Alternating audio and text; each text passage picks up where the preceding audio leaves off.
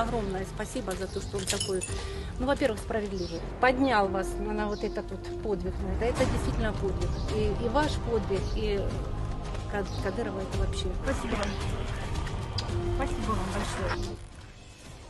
Pasukan Republik Chechnya yang menjadi sayap kanan Rusia ingin membuktikan pada mata dunia bahwa warga sipil di Donbas tempat pertempuran dalam kondisi bahagia.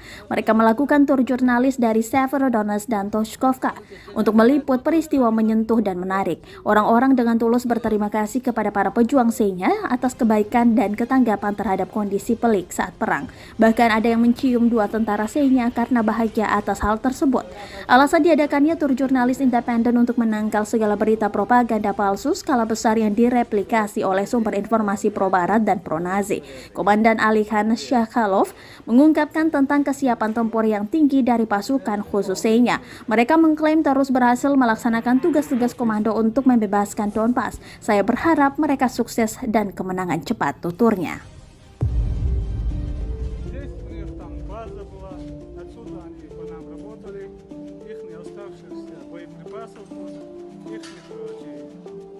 Все, что могли с собой взять, они взяли и бежали отсюда.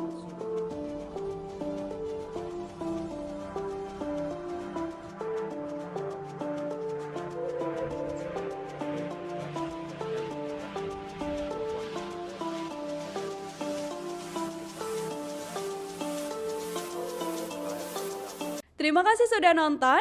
Jangan lupa like, subscribe, dan share ya.